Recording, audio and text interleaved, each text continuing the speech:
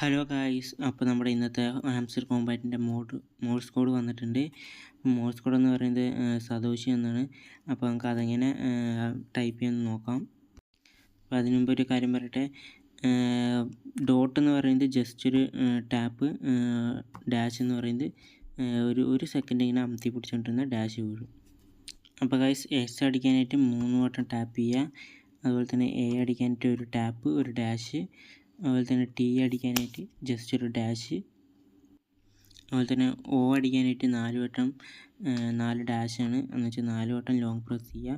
അതിപ്പോൾ ഒ ആയി വരും.